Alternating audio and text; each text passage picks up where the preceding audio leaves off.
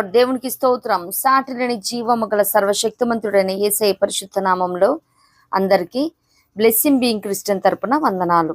మరి మన new year మెడిటేషన్స్లో భాగంగా ఈరోజు డే 6 ఫలింపుదల అనే మాట మీద ధ్యానిద్దాము. మరి దీనికి కీవర్డ్స్గా యోహాను సువార్త 15వ అధ్యాయము 8వ వచనం. మీరు బహుగా ఫలించుట వలన నా తండ్రి మహిమపరచబడును, అందువలన మీరు నా శిష్యులగుదురు. దేవునికి స్తోత్రం. మరి మనం ఫలించినప్పుడు మరి దేవుని నామానికి మహిమకరంగా ఉంటుంది అనమాట. మరి ఫలించడానికి కూడా దేవుడు అనేకమైన అవకాశాలను ఇస్తా ఉన్నాడు మనకి. గ్రంథము 5వ అధ్యాయం 2వ వచనం ప్రకారం మరి సత్తువ భూమి గల కొండ మీద నా ప్రియునికి ఒక ద్రాక్ష తోట కలదని, మరి మంచి ఫ్యామిలీని మనకి ఇచ్చారు దేవుడు. మంచి సంఘాన్ని, మంచి సహవాసాన్ని, మంచి చేతి పనిని, మంచి జాబ్స్ని ఇచ్చి ఉన్నాడు దేవుడు. దానికి బట్టి దేవునికి స్తోత్రం. అంత మాత్రమే కాదు కానీ బాగుగా త్రొవ్వి మరి మనం ఇంకా మంచిగా ఫలించడం కోసం మంచి ఈవుల్ని ఇచ్చాడు. మంచి టైము, ట్రెజర్స్, టాలెంట్స్, టీచింగ్స్, అనేకమైన మంచి బోధనలు, అనేకమైన మంచి వనరులను దేవుడు మనకి అనుగ్రహించున్నాడు. అంత మాత్రమే కాదు కానీ రాళ్లను ఏరి మరి మనకి మన ప్రాస్పరిటీకి అడ్డుగా ఉన్న అడ్డంకులను, ఆటంకాలను మొత్తం తీసి పారేశాడు. మన ముందు ఆయన వెళ్తా ఉండి మెట్టగా ఉన్న ప్రతిదాన్ని కూడా సరళం చేస్తా ఉన్నాడు. ఇత్తడి తలుపులను పగలగొట్టి, ఇనప గడియలను విరగొట్టి మరి మనకేదైతే మన అభివృద్ధికి ఆటంకంగా ఉన్నాయో, ఆటంకంగా ఉంటా ఉన్నారో వారందరినీ దేవుడు చెదరగొట్టి మనల్ని స్థిరపరుస్తా ఉన్నాడు. దేవునికి స్తోత్రం. అంత మాత్రమే కాదు కానీ బురుజు వేయించి, బురుజు అంటే టవర్, మరి అది ఏంజిల్ ఆఫ్ గాడ్కి సాదృశ్యంగా ఉన్నదనమాట. మరి మన రాకపోకల్లో దేవుడు మనకి కాపుదలగా దూతని, కీర్తన 121 ఉంది కదా, ఆయన నీ పాదము తొట్టిల్లనియ్యాడు, నిన్ను కాపాడువాడు కొనుక్కోడు అని. మరి మన మార్గం అంతటిలో మనకి తోడుగా కాపుదలగా తన దూతలకు ఆజ్ఞాపిస్తాడు మనకి కాపుదలగా ఉండటానికి. అలాగే శ్రేష్టమైన ద్రాక్ష తీగను నాటడం చూస్తూ ఉన్నాం అన్నమాట. ద బెస్ట్ ఫైనెస్ట్ బ్లెస్సింగ్స్తో దేవుడు మనల్ని బ్లెస్ చేసి ఉన్నాడు. దేవునికి స్తోత్రం. మనల్ని అన్ని విషయాల్లో శ్రేష్ఠులుగా, ఘనులుగా, గొప్పవారిగా దీవించున్నాడు. దేవునికి స్తోత్రం. ఇన్ని చేసి ఆయన మనల్ని మరి మంచి ఫలాలు ఫలించాలని చూస్తూ ఉంటే మరి కారు ద్రాక్షలు కాస్తున్నామేమో ఒక్కసారి యోచన చేసుకోవాలి. ఎందుకంటే దేవుడు లోకంలో గనులకు లేని మంచి ఖ్యాతిని, మంచి పేరుని, మరి మంచి సామర్థ్యాన్ని, క్యాలిబర్ని, ఆరోగ్యాన్ని, ఆయుష్కాలాన్ని ఇస్తా ఉన్నాడు. మరి దాన్ని ఎంతవరకు మనం సక్సెస్ఫుల్గా ఆయన కోసం మనం పనిచేయగలుగుతున్నాం, ఆయన కోసం ఫలాలు ఫలించగలుగుతున్నాం. కొంతమంది ఫలాలు ఫలిస్తారు కానీ పోను ఆ ఫలాలు నిలుపుకోలేని పరిస్థితిలో ఉంటారు. ఎందుకంటే మనం ఫలాలు ఫలించడానికి ఎట్ ద సేమ్ టైం ఫలాలు నిలిచి ఉండటానికి కూడా నియమించబడి ఉన్నామని మరి యోహాను సువార్త 15:16 మీరు వెళ్ళి ఫలించుటకును ఫలము నిలిచి ఉండుటకును నేను మిమ్మల్ని ఏర్పరచుకొని నియమించి తిని. దేవునికి స్తోత్రం. ఫలించడం పెద్ద గ్రేట్నెస్ ఏం కాదు కానీ మంచి పేరు పొందుకోవటం, ఆయనలో ఎదగటం పెద్ద గ్రేట్నెస్ ఏం కాదు కానీ దాన్ని సస్టైన్ చేసుకోగలగాలి.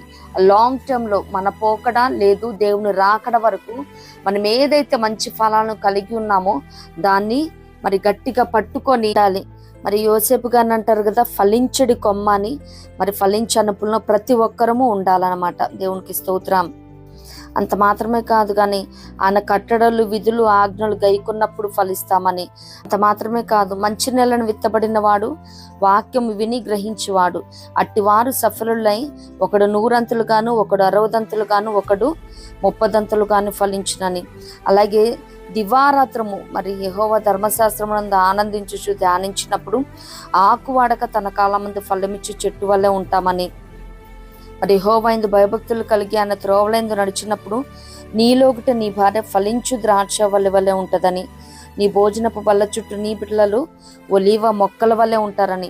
అంటే ఆయన ఎందు భయభక్తులు కలిగి ఉన్నప్పుడు ఫలించే అనుపులో ఉంటాం. అంత మాత్రమే కాదు కానీ యెహోవా అతనికి తోడే ఉండినని, అతడు చేయనదంతయు అతని చేతులు యెహోవా సఫలము చేసిననియు అతని యజమాని చూచినప్పుడు అని. అంటే దేవుని తోడు మనకు ఉన్నప్పుడు మరి ఆదికాండం 39:3 చూడగలుగుతాము. అలాగే అంత మాత్రమే కాదు కానీ దేవుని యందు నిలిచి ఉన్నప్పుడు ఫలిస్తాము.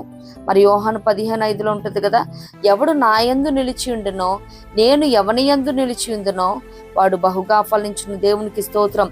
మరి ఆయన వేరుగా ఉండి మనం ఏమీ చేయలేము. మనం ఇన్ని అవకాశాలు, మరి ఇంత చక్కటి ఆయన కృప అనే ఫెర్టిలైజర్స్ని ఇస్తా ఉన్నాడు దేవుడు. ద ఫైనెస్ట్ బ్లెస్సింగ్స్తో దేవుడు మనల్ని బ్లెస్ చేస్తూ ఉన్నాడు. ఆయన కోసం ఫలించమని వేచి చూస్తూ ఉన్నాడు. మనం నిత్యముగా కారు ద్రాక్షలు కాయక మంచి ఫలాలను ఫలించాలి. మారు మనసుకు తగిన ఫలాలు ఫలించాలి. లేకపోతే మరి ఇప్పుడే గొడ్డలి చెట్టు వేరున ఉంచబడి ఉన్నది. మంచి ఫలము ఫలింపని ప్రతి చెట్టు నరకబడి అగ్నిలో వేయబడనని మరి లేఖనంలో సెలవిస్తాను. అంత మాత్రమే కాదు కానీ మరి యోహాను 15:1 నాలో ఫలింపున ప్రతి తీగను ఆయన తీసి పారవేయను. మరి ఆయన తీసి పారేస్తే ఇంకా దేనికి పనికి వస్తామండి? దేనికి పనికిరాము. ఈ రీతిగా శాపం పొందుకోక ఆయన సన్నిధిలో నుంచి మనం త్రోసివేయబడక తిరస్కరింపబడక నిశ్చయంగా మంచి ఫలాలను ఫలితం. అంత మాత్రమే కాదు కానీ ఈ సంవత్సరం అనే నూతన సంవత్సరం అనే దయా కిరీటాన్ని దేవుడు మనకి ఇచ్చిన్నాడు. మరి రక్షింపబడి మరి 25-30 సంవత్సరాలు మరి ఇన్ని సంవత్సరాలు అవుతున్నప్పటికీ ఆయన కోసం మనం ఏ ఫలం కూడా ఫలించకపోతే వ్యర్థులమేనండి. మరి లూకా సువార్తలో ఉంటది కదా, ద్రాక్ష తోటలో అంజూరపు చెట్టు సంగతి అందరికీ తెలిసిందే కదండి. మరి ఆ యజమాని 3 ఏండ్ల నుండి ఫలాలను వెదక వచ్చినప్పుడు మరి ఏమీ లేవని, మరి దీని వలన ఈ భూమియు ఏల వ్యర్థమైపోవాలనని ద్రాక్ష తోటమాలితో చెప్పాను.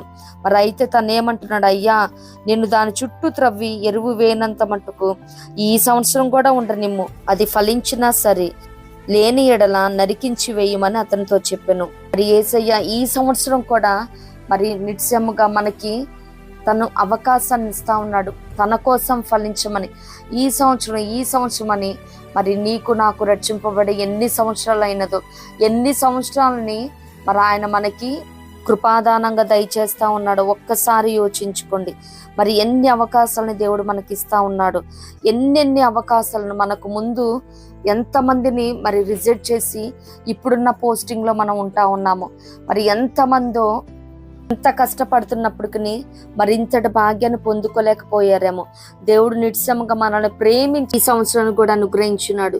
ఈ సంవత్సరంలోనైనా ఆయన కోసం ఫలిద్దాము. నిశ్చయంగా మన దేశాన్ని ఆయన కోసం సంపాదించుకుందాము. అనేక ఆత్మల రక్షణార్థమై ఆయన నామ మహిమార్థమై ప్రతి ఒక్కరం ఫలించుదుము గాక. ఇట్టి కృప ప్రభు మనందరికీ అనుగ్రహించును గాక.